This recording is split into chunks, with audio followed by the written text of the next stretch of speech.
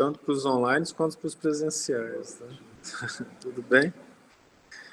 Vamos começar nosso estudo de hoje com a bênção de nosso Senhor Jesus Cristo. Eu vou fazer a oração inicial.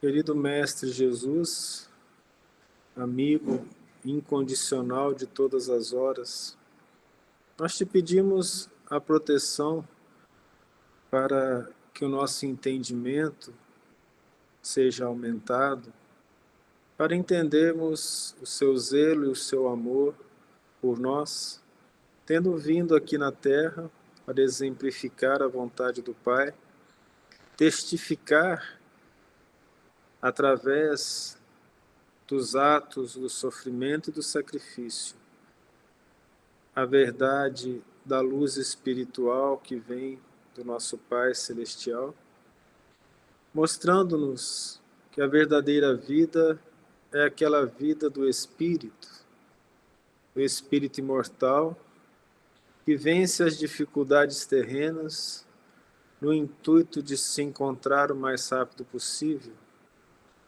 com as bênçãos celestiais que esperam todo trabalhador do bem. Sejamos capazes de absorver a luz do teu amor que chega a todos aqueles que estão sob a sua tutela. Tenhamos os corações e os sentimentos mais elevados possível para compreendermos não somente através da razão, mas através do sentimento a tua bondade, mostrando-nos o caminho da felicidade, que é o trabalho contínuo na seara de amor que o Senhor nos trouxe.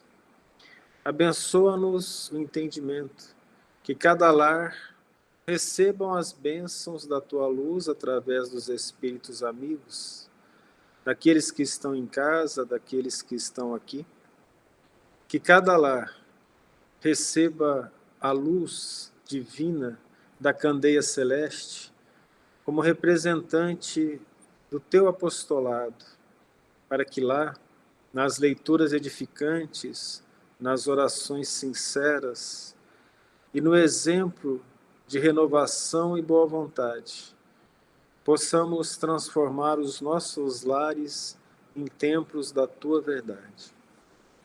Nos ampare sempre, Senhor, e colocamo-nos à tua disposição para fazer de nós arautos da tua vontade. Muito obrigado, Senhor.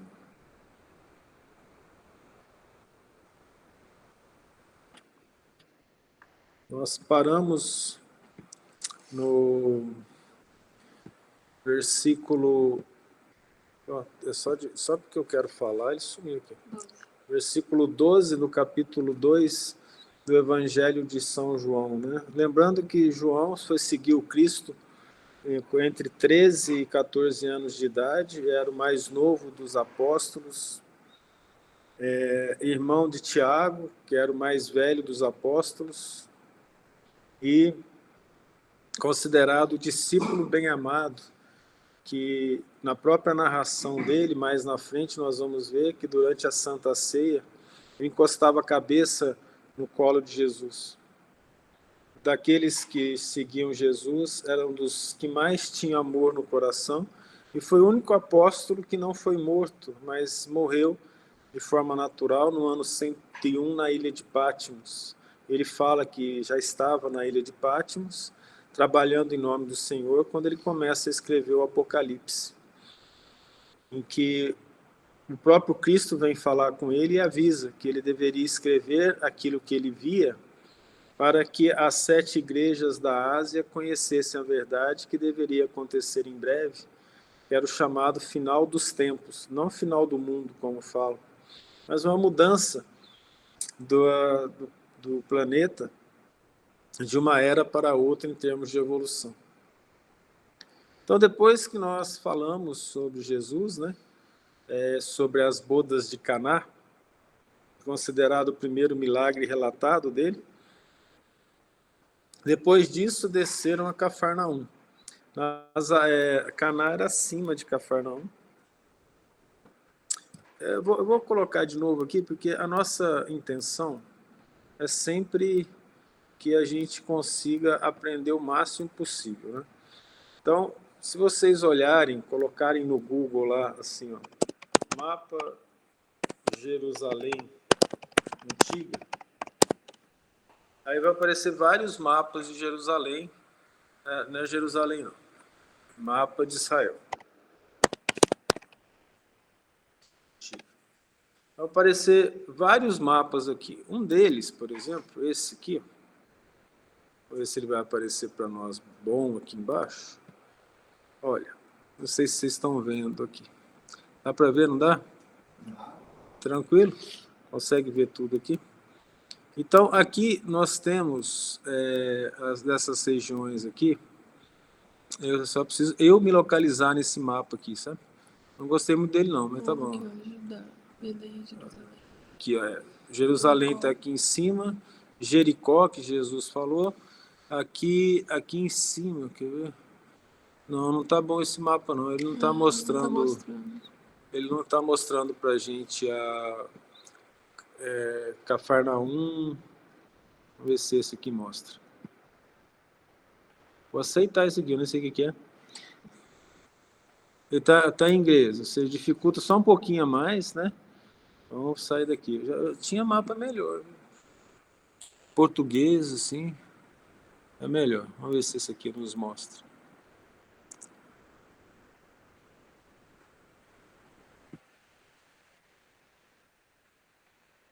Acho que esse mostra. Naftali, Benjamim, Jerusalém, Jericó. Não tá mostrando, não. Tem até Monte Carmelo, pensei que esse negócio fosse perto de Uberlândia. Não tá. Uma vez eu coloquei isso aqui. Colocou. Deu certo. Por que agora não tá dando certo? Vamos lá. Aqui. Agora vai.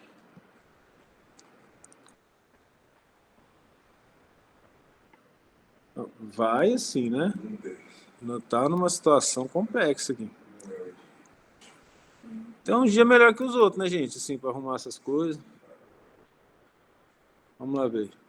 Aqui.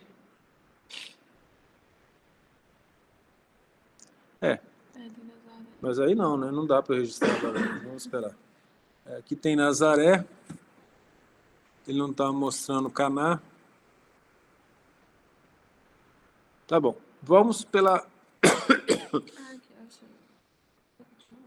Manda. Vamos ver. Não, deixa eu ver a cara dele. Eu acabei de ver.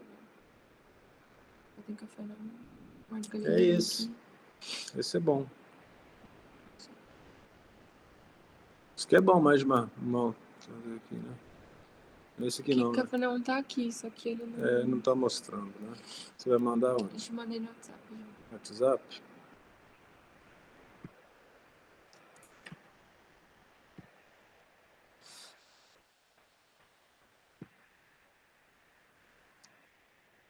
Agora sim, agora vai. Ó. Então aqui a Galileia, né, de onde Jesus nasceu. Jesus nasceu em Belém, tá? Ele vivia aqui em Nazaré. Caná está aqui em cima. Aqui Cafarnaum, veja, está aqui perto do mar da Galileia, onde eles pescavam e onde Jesus passou a maior parte do tempo. O Sermão da Montanha foi feito aqui, ó, em Cafarnaum. Deixa eu aumentar aqui. Ajuda, né? Foi feito aqui, ó, Cafarnaum, Betsaida, Corazim. Foram esses 3 locais aqui, ó, onde Jesus passava. Aqui são os Gadarenos. Ó. Jesus entrou no mar, saiu no barco e chegou lá na praia dos Gadarenos, onde ele jogou aquela multidão de espíritos nos porcos. Você já deve ter ouvido falar? Nos Gadarenos? Não tem problema não. Depois a gente fala de novo que vai aparecer aqui. Então essa é a região onde ele estava. Aí ele nasceu em Belém, morava em Nazaré com o pai dele. Para ele vir de Nazaré até Belém, até Jerusalém, ó, eu vejo que Belém é abaixo de Jerusalém. Ele tinha que passar por Samaria, todinho aqui. E a Samaria era o povo inimigo dos judeus, né, que também eram de Israel. Então ele fazia trechozinho aqui a pé. Eles saíam de Cafarnaum e vinham fazer o trajeto até chegar em Jerusalém. 3 festas por ano em Jerusalém, né? E aí era esse o caminho que Jesus fazia. É para a gente ter uma ideia. Então eles desceram a Cafarnaum. Ele, sua mãe e seus irmãos. Veja que a mãe dele estava com ele na festa de Caná. E seus discípulos. E ficaram ali não muitos dias. Então passaram um tempo lá em Cafarnaum. Quando a gente vai estudar a Bíblia, a gente fica tentando saber quem que era Cafarnaum. Lá no livro Há 2000 anos, o Emmanuel vai contar que Cafarnaum era como se fosse uma cidade de praia, um lugar de descanso turístico, onde os ricos iam passar um tempo para poder descansar e ter contato com a natureza. A natureza lá era exuberante, e quando Jesus conversou com Públio Lentulus, o Emmanuel, no livro Há 2000 anos, ele estava em Cafarnaum. E estava próxima à Páscoa, que é uma das festas dos judeus, era a principal festa dos judeus, a Páscoa dos judeus. E Jesus subiu a Jerusalém. Só lembrar, Jerusalém foi feito no Monte Sião, que era a parte mais alta de Israel. Por isso que ele também fala subiu. Lá em Apocalipse, ele vai falar a Jerusalém celestial, ou seja, a cidade de Deus. Depois, Santo Agostinho vai escrever um livro chamado A Cidade de Deus, que é essa Jerusalém espiritual. Então ele fala subir nos 2 sentidos, tanto no sentido geográfico de subir até Jerusalém, quanto de você ir para um local onde tem o templo. O templo de Salomão, considerado o local onde os pecados eram perdoados, onde os sacrifícios eram feitos. E Jesus, então, foi até Jerusalém. Não sabemos quem foi com eles, mas provavelmente seus discípulos. Ele ainda, aqui não está bem claro que eram somente os 12 apóstolos. Jesus tinha muitos discípulos. A gente sabe mais de 500 discípulos. E eles andavam com Jesus, seguiam Jesus. Nós vamos ver nos casos do milagre dos pães, que Jesus senta num local deserto, não era num deserto, era num local deserto, e lá eles falam que tinham cerca de 5.000 pessoas, né, que ele distribui os pães. Ele corta os pedaços de pão e passa para eles. E os apóstolos e os discípulos ficam preocupados, como é que vai alimentar esse tanto de gente, né? Então as pessoas seguiam Cristo na procura do aprendizado, para sentir a vibração dele e também a procura da cura. Porque muitos andavam com ele, nem sempre eles eram curados diretamente. Existiam momentos específicos de cura. Jesus falava a eles principalmente no fim da tarde. Por quê? Deixava que eles trabalhassem o dia inteiro e no final da tarde eles se assentavam em algum local. Nós temos várias narrações que eles se sentavam num barco, ou eles sentavam numa praça, num banco, e ali ele começava a falar. Depois que ele dava o discurso dele, vinha uma fila passando por ele, ele ia abençoando cada um. E para cada um ele falava coisas específicas da própria pessoa, da vida dela. Nós vamos ver isso também no livro Há 2000 anos, em que após ele falar, ele vai recebendo as pessoas e abençoando as pessoas uma a uma. Encontrou no templo os que vendiam bois e ovelhas, e pombos, e os cambistas assentados. A cambistas, aqueles que trocavam dinheiro, né?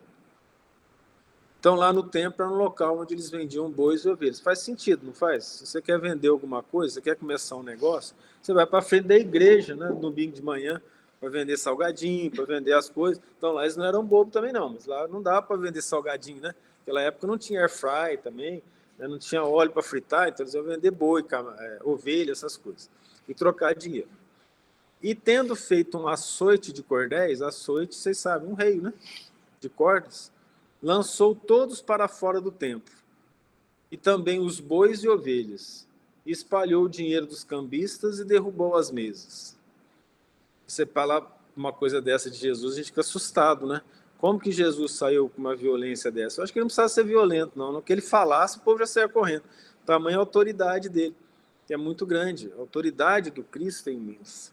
Aliás, para a gente ter uma ideia de quem era o Cristo, mas hoje parece que nós vamos fazer um tanto de coisa diferente aqui, quer ver?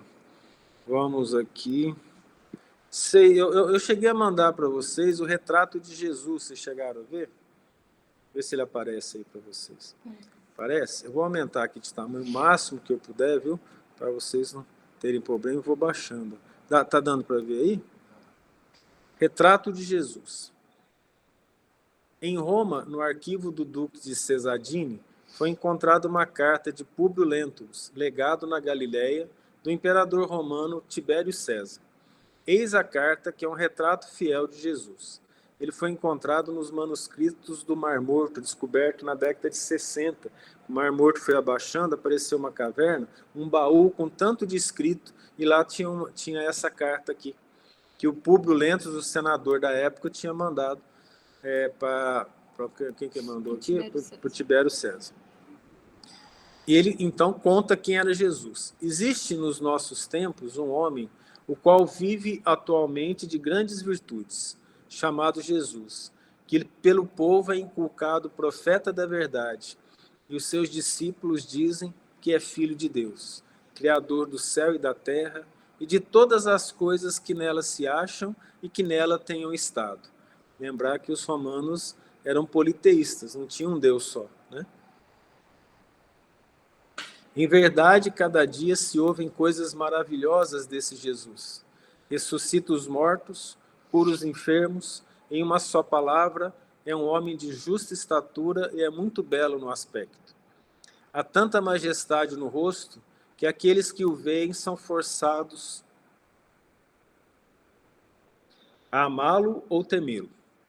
Tem os cabelos da cor da amêndoa bem madura, estendidos até as orelhas, e das orelhas até as espáduas, até os ombros, são da cor da terra, porém mais reluzentes.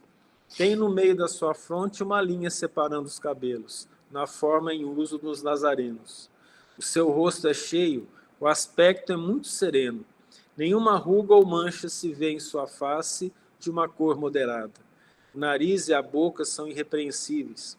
A barba é espessa, mas semelhante aos cabelos, não muito longa, mas separada pelo meio.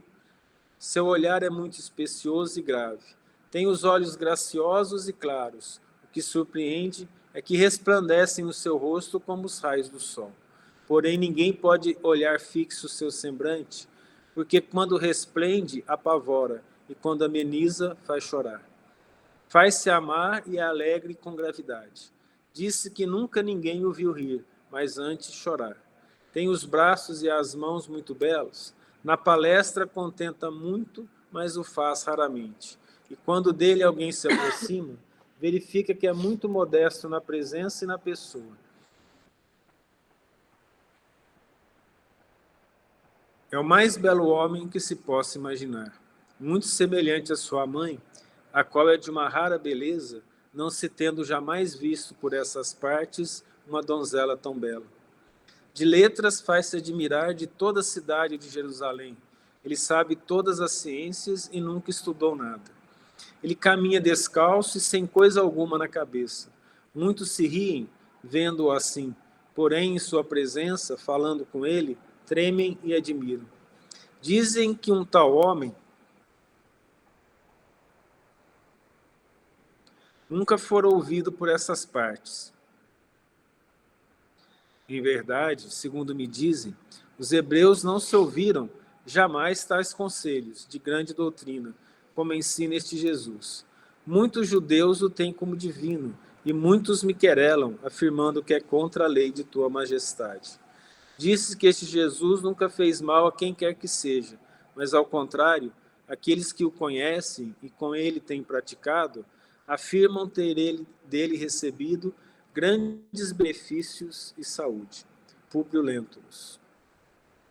Vou mandar, eu não sei se eu mandei, mas vou mandar. Mandei? Eu vou mandar de novo aqui no grupo de estudos, porque aí, se alguém quiser ler novamente, né, vai tê-lo. É bom, né, ver um ateu falando do Cristo, né? Bonito isso. Bem, então esse é o Jesus que derrubou expulsou as pessoas, os bois, espalhou o dinheiro dos cambistas. Então, você viu o que ele falou lá? Que pelo olhar as pessoas já tremiam. Então, Cristo não precisou gritar ou levantar o açoite. Ele precisou falar apenas. No que ele falou, a energia dele, o poder era tão grande que as pessoas devem ter ficado apavoradas, né? Imagina a energia dele. E disse aos que vendiam pombos: tirai daqui estes, e não façais da casa de meu pai casa de comércio. Vamos lembrar Chico falando assim: se é preciso pagar pela sua fé, alguma coisa está errada. Chico falou isso. Muito importante a gente ter isso em mente, né? E os seus discípulos lembraram-se de que está escrito: o zelo da tua casa me consumiu.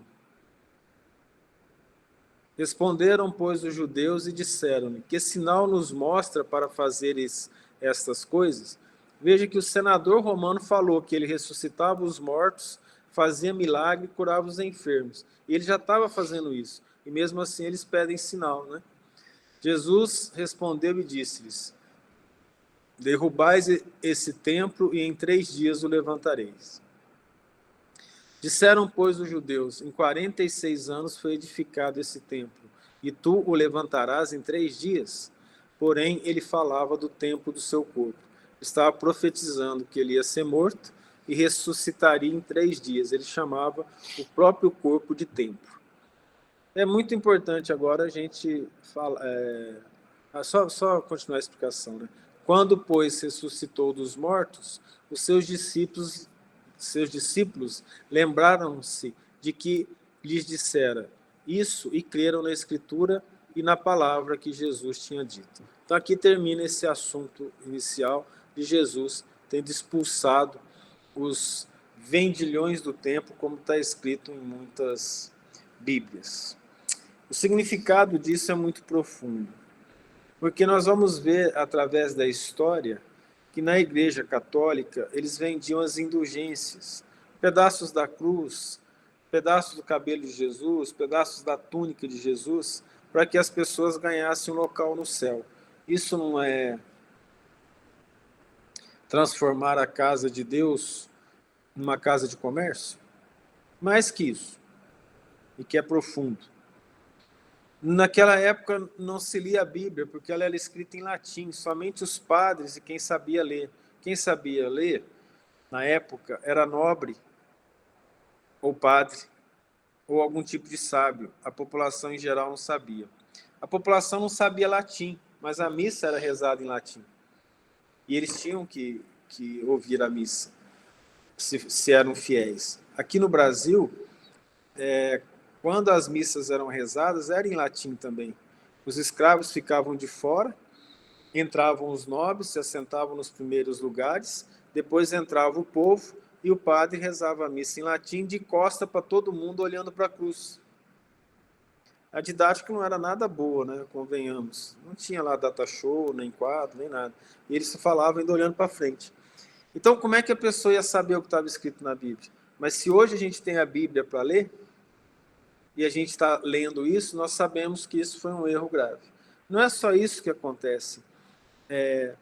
Muitas vezes nós temos os templos em que Jesus deveria ser objeto principal de estudo, em que o dinheiro é levado em conta muitas vezes, em que os fiéis têm que pagar situações muito difíceis, algumas vezes até passando necessidade para poder dar 10% do seu dinheiro para determinados indivíduos, né, pastores, ou que se chamam guias espirituais. Então, vamos lembrar o seguinte: Israel tinha o dízimo? Tinha. O que era o dízimo? Não havia imposto nenhum que não fosse o dízimo. Então, para o Estado sobreviver, e o Estado mantinha os sacerdotes do templo e mantinha o governo de Israel, que tinha o sumo sacerdote, que trazia para si mesmo o poder executivo, judiciário e legislativo, junto com os outros sacerdotes. Era assim que funcionava. Então, o que era o dízimo? 10% de tudo que eles tinham. E era pago esse dízimo por ano.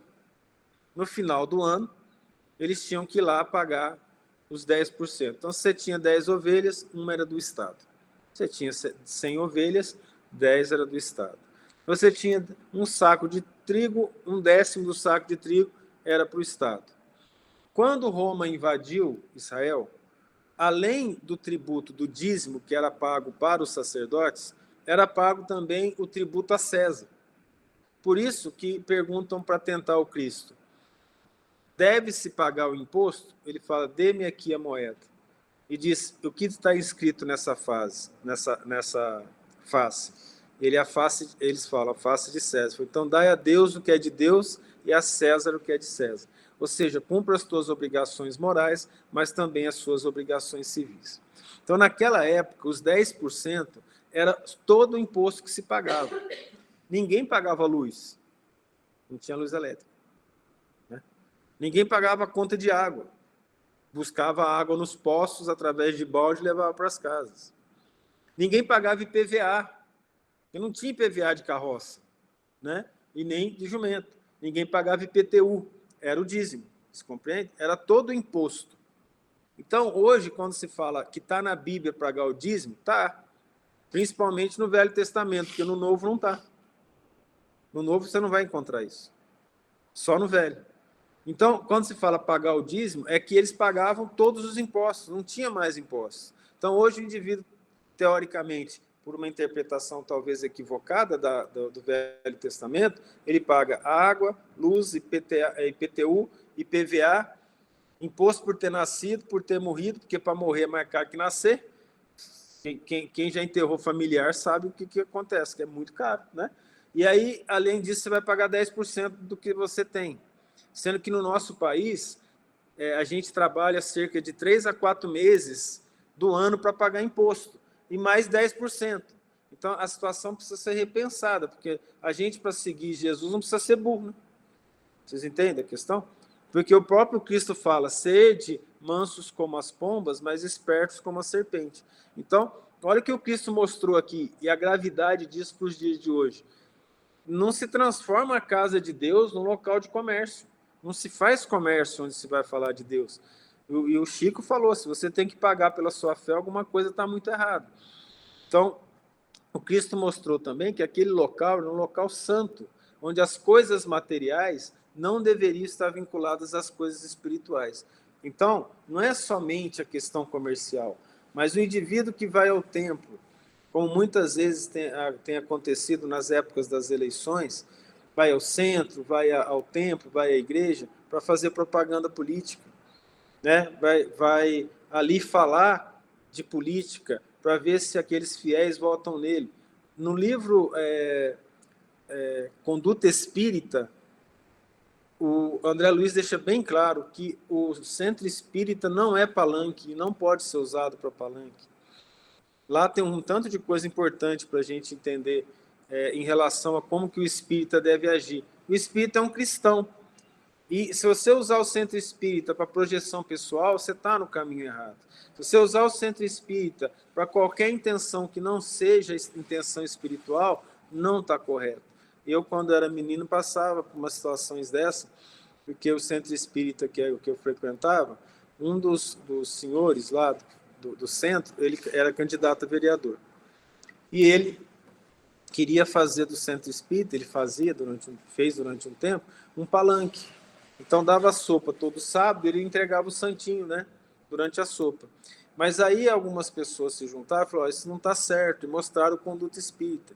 Ele ficou muito chateado com isso e montou outro centro espírita em que ele pudesse entregar a sopa e ao mesmo tempo o santinho. Nós não queremos julgar isso, mas apenas foi um fato que aconteceu. Muitas vezes se tem acontecido. Em Uberlândia, eu presenciei a mãe de um candidato, uma médium, entregar os santinhos do candidato para as pessoas da reunião pública. Ao que nós interpretamos, não é o que deve ser feito, tanto aqui no capítulo 2 de João, quanto pelo livro Conduta Espírita do André Luiz, em que não se deve fazer esse tipo de situação dentro de qualquer casa, de qualquer templo. Veja aqui que Jesus falou que derrubar esse templo eu levantarei em 3 dias. Ele falou do templo do corpo, não foi? E ele não fala que o corpo é o templo da alma? Então também a gente tem que trazer isso para nós. O que eu estou trazendo para o meu templo íntimo? Comércio, material, ou espiritual? O que eu estou trazendo para dentro de mim? Lá dentro da minha consciência, do meu coração, eu vivo para as coisas espirituais ou mais para as coisas materiais?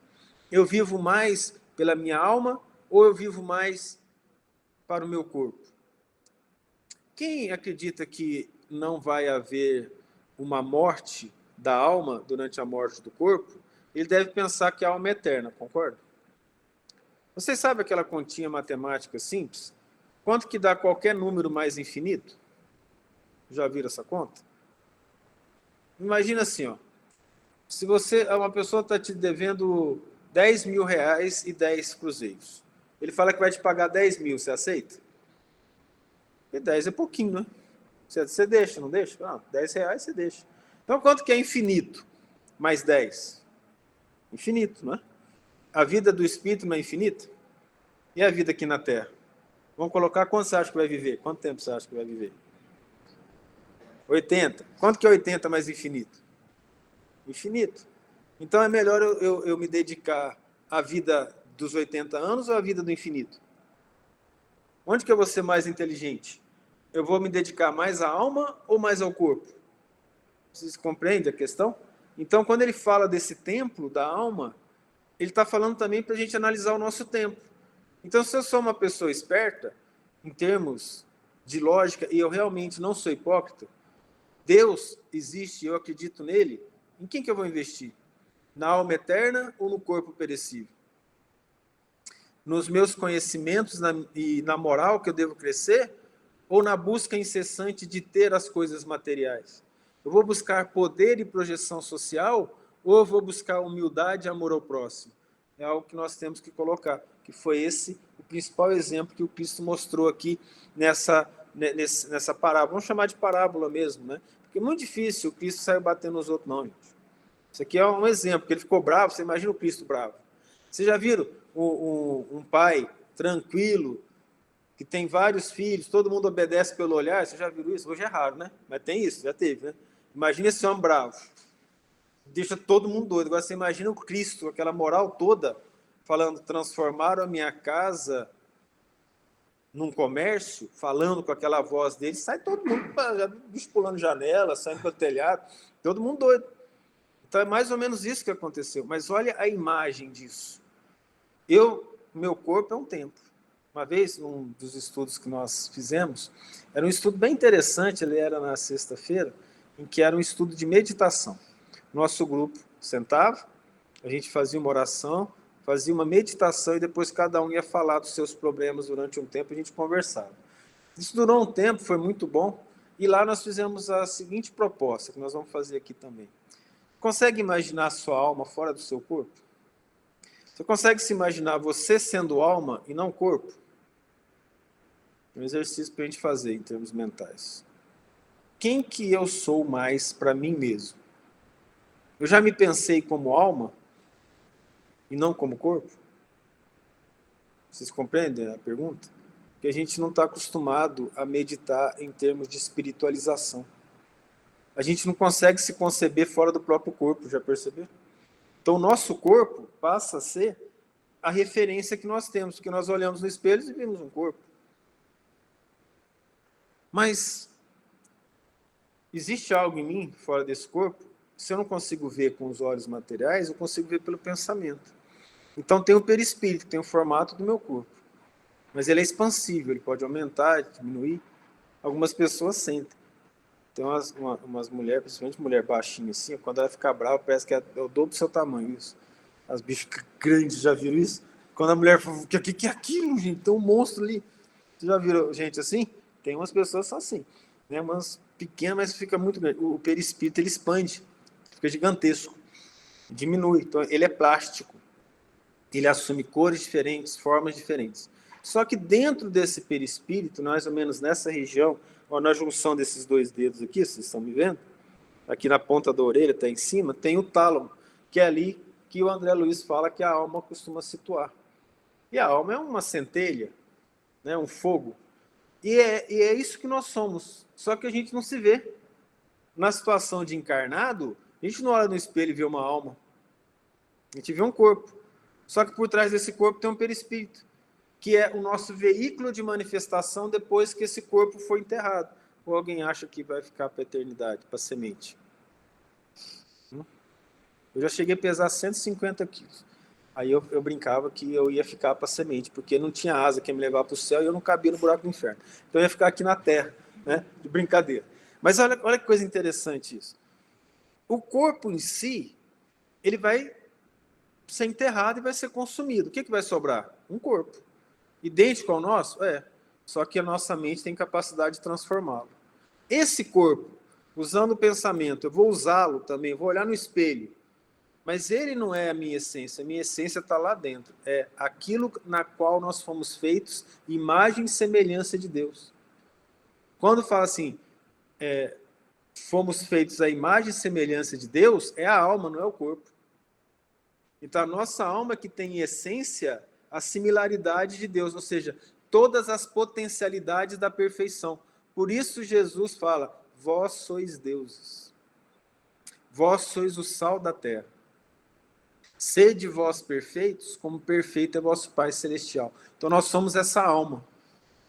É isso que nós somos, só que a gente não consegue se conceber assim, a não ser pelo pensamento. Mas é nessa alma, ela que habita esse corpo, ela é espírito. Então esse corpo é um templo. Compreenderam a questão? Como a alma habita o corpo é o templo da alma.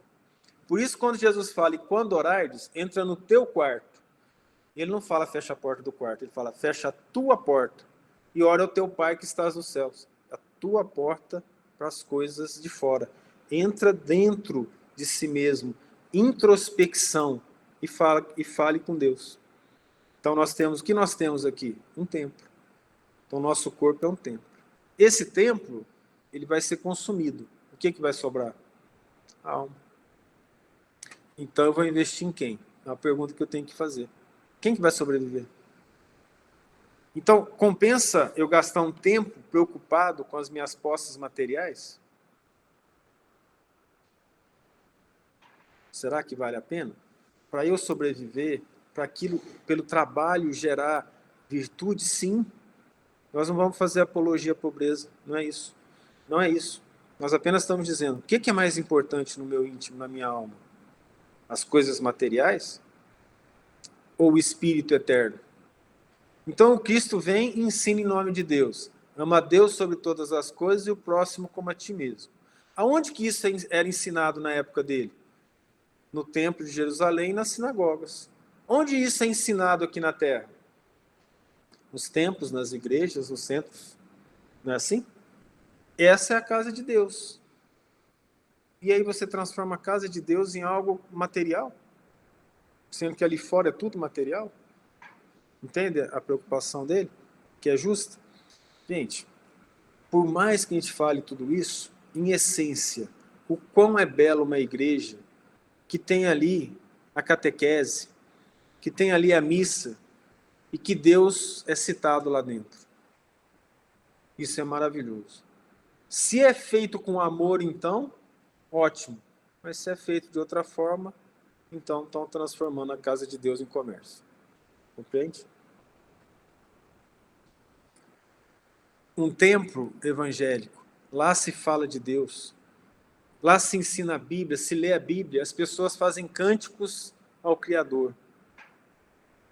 Local de educação de jovens e adultos em termos espirituais. Maravilhoso isso.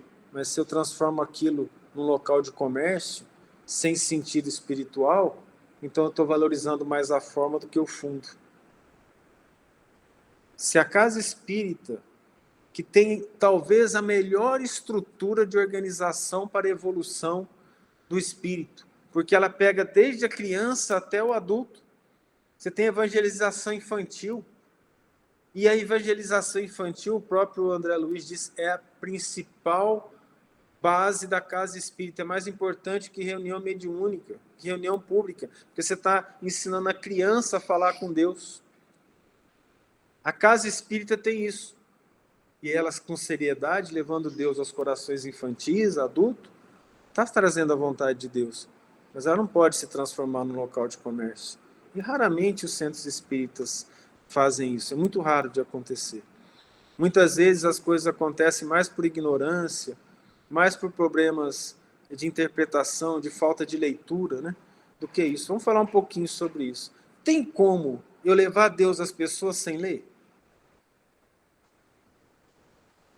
Se tiver Deus, assim, É, sobrenatural, né? porque, assim, aí, aqui ali falou que Cristo nunca estudou nada, mas sabia tudo. Assim, não dá para falar que a gente é Cristo. Mas se você não está lendo aqui o Novo Testamento, por exemplo, como é que você vai falar de Jesus? Se você ouviu falar, tem sempre um erro associado, uma questão de interpretação, então eu preciso ler. Quanto mais eu sei, é porque mais eu li, não é? Vocês concordam comigo? Então a leitura é fundamental. Agora vamos abrir o jogo aqui, ó. Muito tempo como professor, eu vou ter que falar isso, né? Quantos leem direito?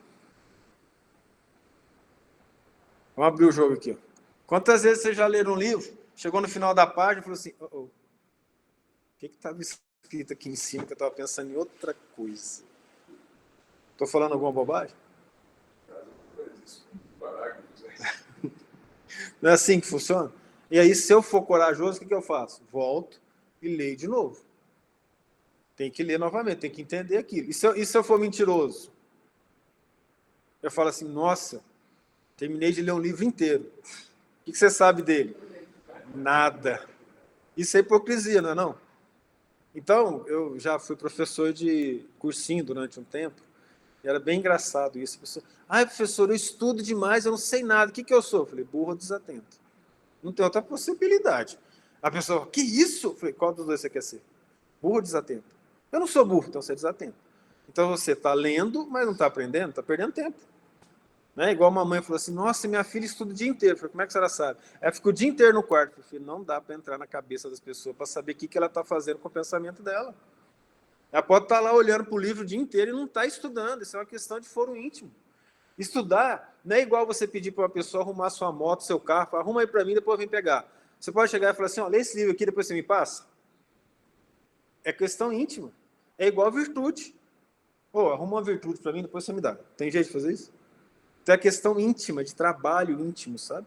De coisa que eu tenho que fazer. Então, esse templo aqui é uma bênção que propicia a minha alma adquirir conhecimento, adquirir virtude. Mas a minha alma, estou falando da minha alma, devo falar alma, é que tem que determinar a boa vontade. E escolher se nesse templo está tendo comércio ou está tendo espiritualização. Compreende? A profundidade desse exemplo de Jesus é muito profundo isso. E eu tenho que fazer isso o tempo todo com coragem. Por que eu tenho que fazer isso com coragem? Porque olhar para a gente não é fácil. Olhar para dentro da gente e falar assim, nossa, eu sou vaidoso. Sou não, eu sou bonzinho. Aí fica lá, lembra do diabinho e do anjinho? Né? Não existe, né? Mas assim, meu Deus, mas eu sou vaidoso? Eu achei que não era, a mamãe falou que era tão lindo. Então, assim, essas questões, ela requer uma coragem imensa da alma de se enxergando e falar assim, não é isso que eu quero para mim. Eu quero virtude real. E ela é interna, e aí a gente vai entender profundamente essa frase do Cristo. Conhecereis a verdade, e ela vos libertará. E essa verdade está lá fora? Ela está aqui dentro. Primeiro eu vou saber quem que eu sou. Aí eu posso fazer perguntas simples. Eu sou um bom filho? Eu fiz o que eu pude para ser um bom filho? Eu sou uma boa mãe? Eu sou um bom pai? Eu sou um bom irmão? Eu sou um bom cidadão? Essas perguntas precisam ser feitas. É doloroso quando a gente olha para a gente e fala assim, nossa, eu comi aquela parte da comida que era para o meu irmão. É simples. Mas isso aí vai me forçar a pensar que eu sou egoísta. Eu podia dividir. Mas naquele momento, mesmo eu pensando naquilo, eu não quis. Eu tenho que me enfrentar. Eu comigo mesmo. Entende a questão? Nossa, eu podia ter ficado calado, porque aquela palavra eu sabia que ia ferir o meu amigo. mas eu estava doido para falar aquilo, que eu queria ferir mesmo. Quem que eu sou? Eu tenho que olhar para mim e falar, bem, não adianta eu querer ser algo que as minhas ações não estão mostrando. As minhas ações é que mostram quem eu sou. Não é o que eu penso ser, porque a gente cria máscaras. E aí o meu templo pode estar cheio de máscara, mas a minha alma está escondida lá dentro. E aí ela está olhando o que está acontecendo sem querer olhar para si mesma. Então, conhecer a si mesmo é a base fundamental da regeneração. É a base fundamental de saber onde eu estou e o que eu quero ser. Se eu não sei, não quero saber onde eu estou, eu não sei o que eu quero ser. É uma questão de busca profunda. E aí sim, eu começo a trabalhar dentro de mim naquilo que eu quero ser. Então, eu respeito Jesus? Sim. De verdade? Sim. Você acredita no que você vai fazer? Sim. Amanhã eu vou acordar 9 horas, não, 5. Vou acordar 5 horas, a gente já sempre bota uma coisa difícil para saber, ter certeza que não vai dar conta. 5 horas eu vou caminhar. Não preciso nem continuar a conversa. Uma vez eu cheguei para alguns alunos, falei assim, você confia em você mesmo? Confio. Então amanhã, 9 horas, você vai vir aqui em casa para a gente fazer um trabalho. Ok. Chegaram 11 horas, 11 e meia. Para eles, aquilo não fez sentido. Mas para mim, eu já sabia que eles não chegariam 9 horas. Porque eles não acreditam em si mesmos. Eles se enganam o tempo todo. A pessoa diz que vai fazer, mas nunca faz. A maioria das pessoas que a gente convive nos diz as coisas para a gente ficar feliz na frente delas. Quando você está em casa para ir fazer determinada coisa, não tem ninguém te olhando. É você com você mesmo. Aí você arruma desculpa. Fala que atrasou, que o relógio não despertou, que aconteceu um problema, uns aumenta a mentira e fala que o pneu furou, e chega lá com o pneu normal, o step ainda está guardado. Ou seja, a gente cria porque a gente não confia em nós mesmos.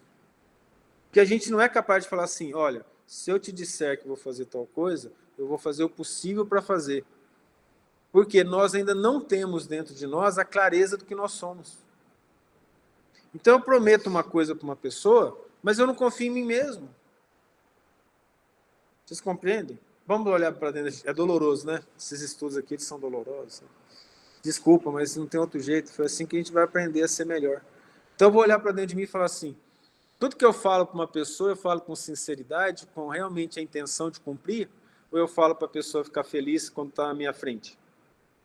Uma boa pergunta, né? Ou seja, eu me vendo para situações sociais, ou eu sigo Jesus quando fala assim, seja o vosso dizer sim, sim, não, não. O que passar disso é de procedência maligna. Lá no capítulo 5 de Mateus, o Sermão da Montanha. A gente é sim, sim, não, não? Vocês compreendem as coisas? Então veja a importância de trabalharmos a alma. Porque a alma vai fazer com que resplandeça no corpo.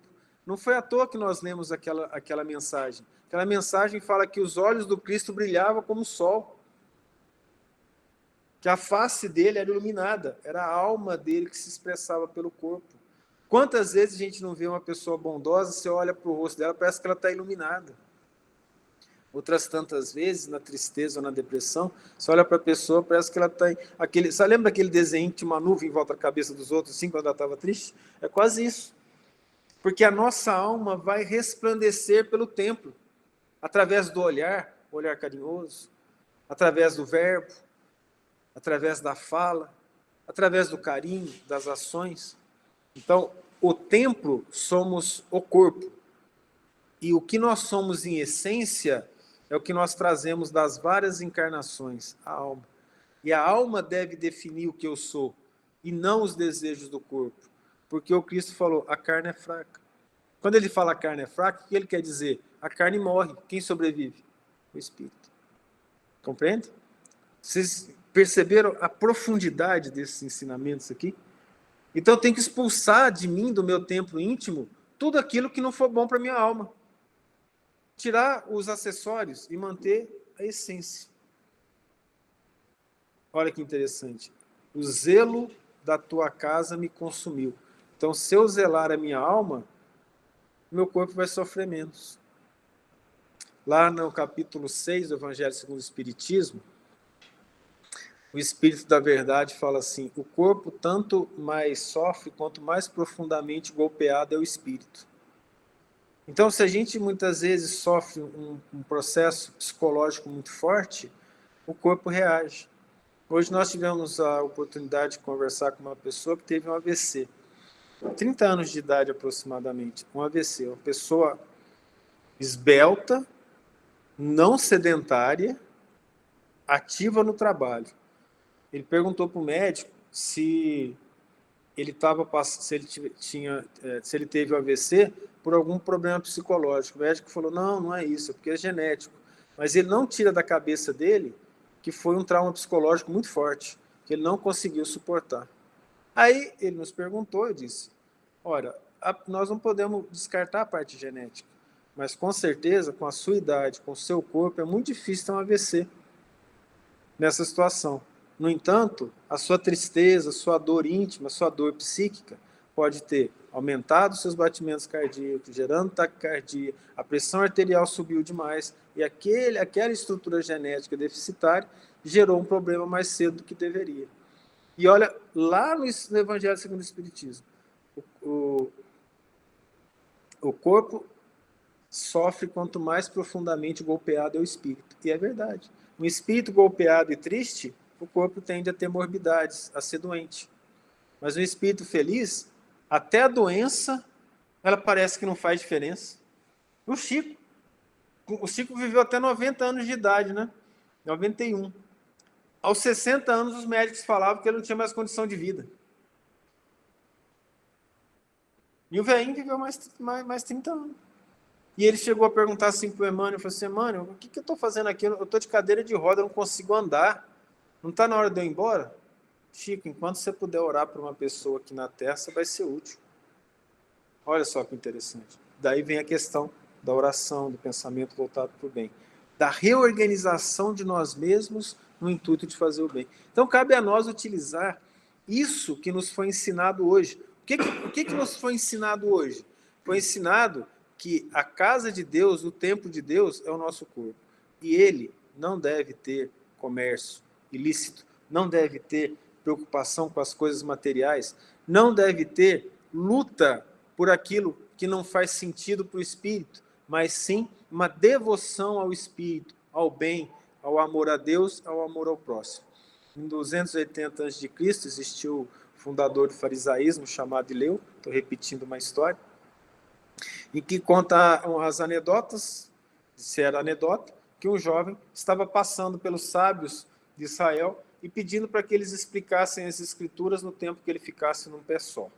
O jovem apanhou de vários sábios e na frente desse Hileu, que foi o fundador do farisaísmo, o Hileu fala: então fique.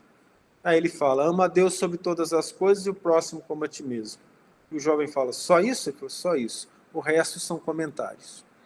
Então, amar a Deus, se eu buscar amar a Deus, eu estou buscando a essência da minha vida, porque Ele criou tudo. Tudo que eu tenho foi Deus que permite e Deus que nos deu. Se eu amo meu Pai profundamente, é o mais belo sentimento que a criatura pode ter. Ela vai aprender a amar o semelhante. Aí nós vamos lá em João, na epístola que ele escreve, fala assim: quem ama verdadeiramente a Deus, ama o seu irmão. Não se pode amar Deus que você não vê, sem amar o irmão que você vê. Então você está vendo o irmão. Para amar verdadeiramente a Deus, você tem que amar os filhos de Deus. E quem de nós aqui não é filho de Deus? Por mais que quando a gente tem raiva de alguém, a gente não quer que ele seja, ele é. Filho de Deus. Toda criatura é irmã.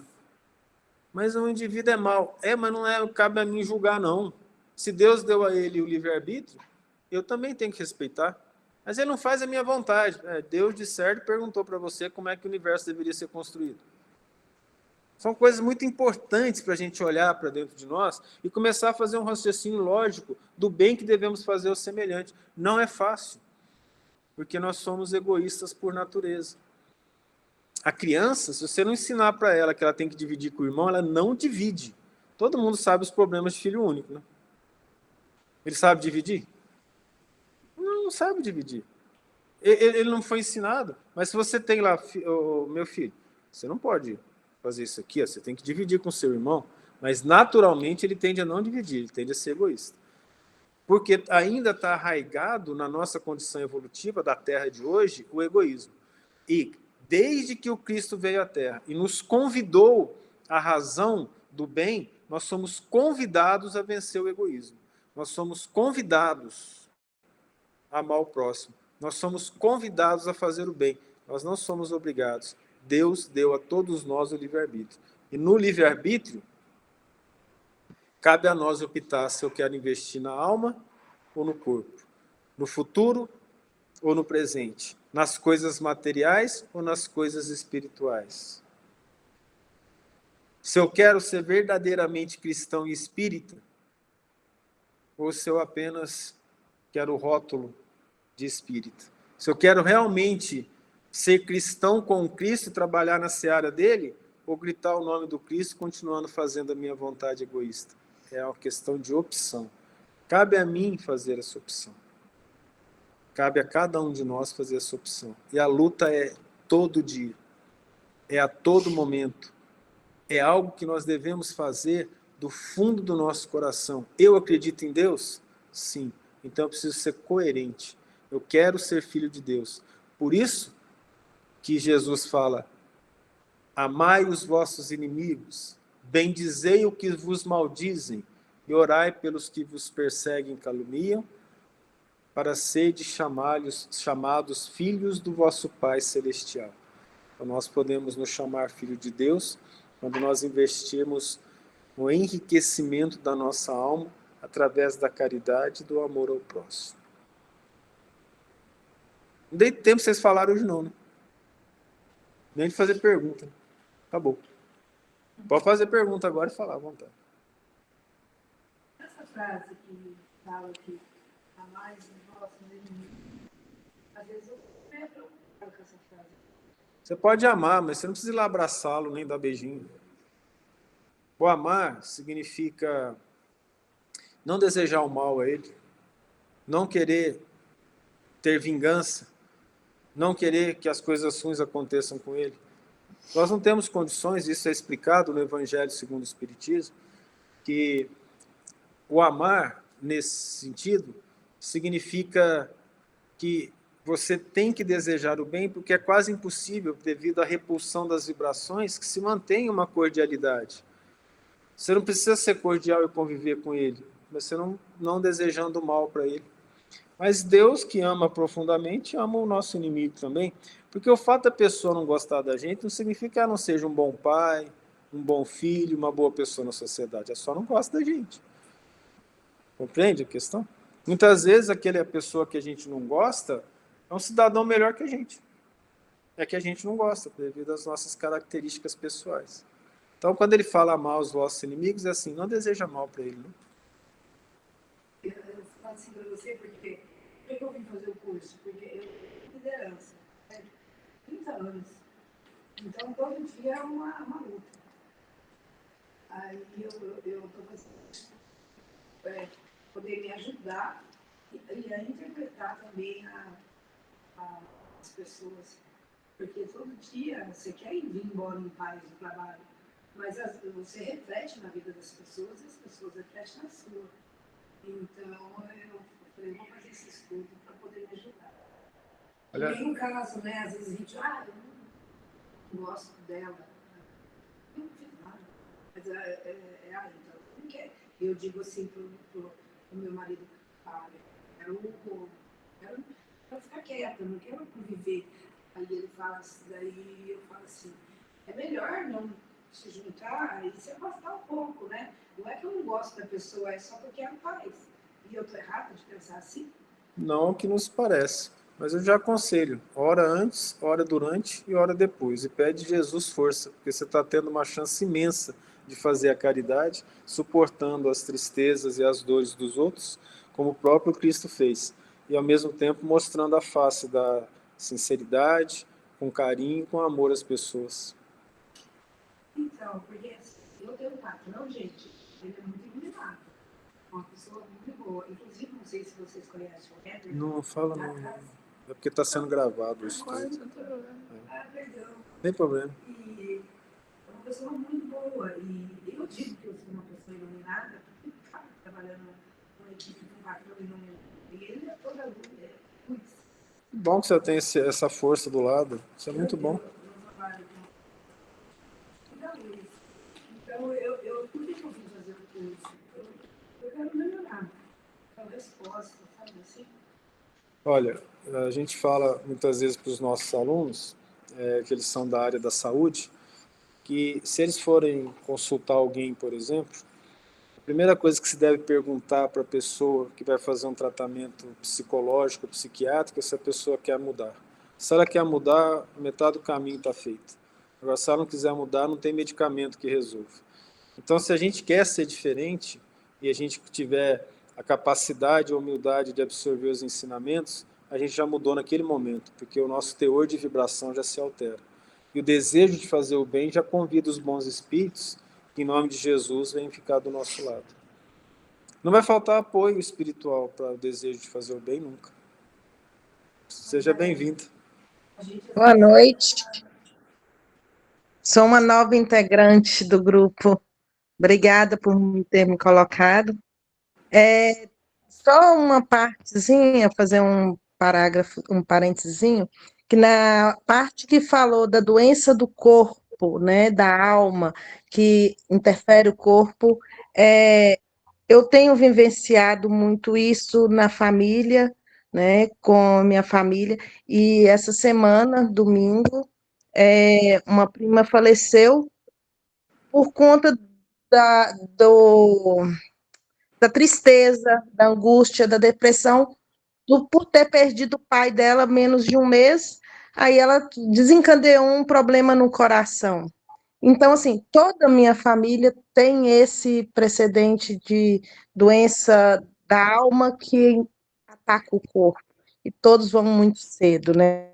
Então, foi muito boa a fala, e assim, para uma autorreflexão, né? Que eu tento fazer há anos por conta do histórico da família, e hoje tive certeza, né? Muito obrigada. Vamos deixar sempre os nossos agradecimentos para Jesus, que nos ensinou todas essas bênçãos. Renata, seja bem-vinda. E durante a oração, lembre dos seus parentes para que eles recebam as boas vibrações, tá? A senhora queria falar mais alguma coisa? Então, assim, eu queria falar que a gente, quando a gente sai de casa, a gente tenta fazer o bem, praticar o bem. Mas, assim, no meu caso, de liderança, a gente não consegue agradar. E a gente fica, né, Deus, pelo amor de Deus, a gente fica tentando agradar.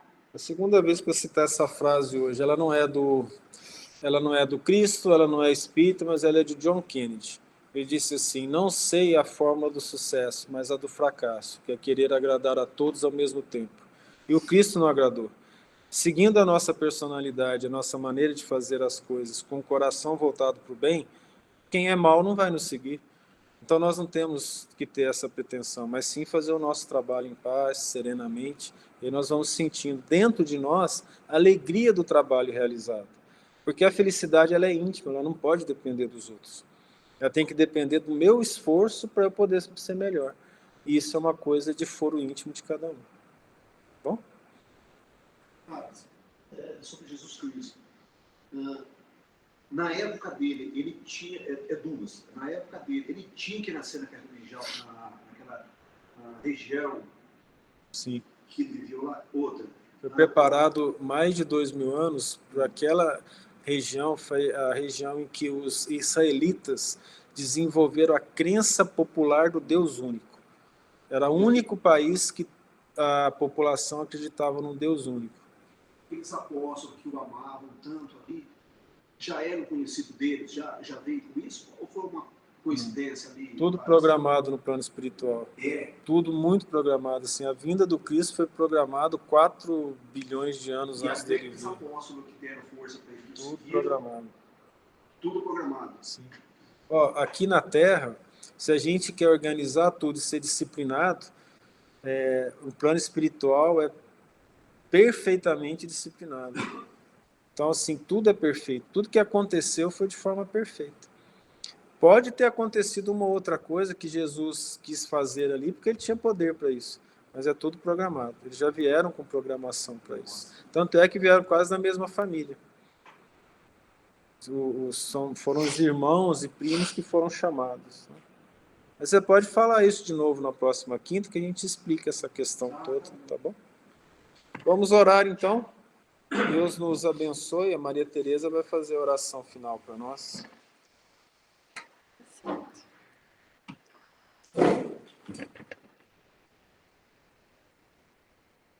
Nosso Mestre Jesus, te agradecemos, Pai, pela bondade infinita, pela chance que nós temos tido dessas reuniões, de reunirmos num ideal comum, num ideal de bem, em te trazer para mais perto de nós, em te aplicarmos na nossa realidade, em buscarmos viver o Senhor e a sua representação de Deus para nós, na nossa vida. Pai, nós te agradecemos e te pedimos força para que nós não esmoreçamos nas dificuldades que nós mesmos impomos, na não sinceridade conosco mesmo, na não observância da lei no nosso templo interior, na nossa casa, o templo do lar, e na terra, que é o templo da nossa vida material, e que espera o nosso trabalho ativo no bem, para que seja transformada no mundo feliz que o Senhor tem nos prometido para quem cumpre os teus desígnios. Que nós tenhamos essa coragem de te buscarmos ativamente em nós mesmos, trazermos o Senhor para perto de nós. Muito obrigada. Obrigado a todos. Até a semana que vem, pessoal daqui. Para outro grupo, amanhã nós temos estudo, domingo e terça. Um grande abraço a todos, fiquem com Deus.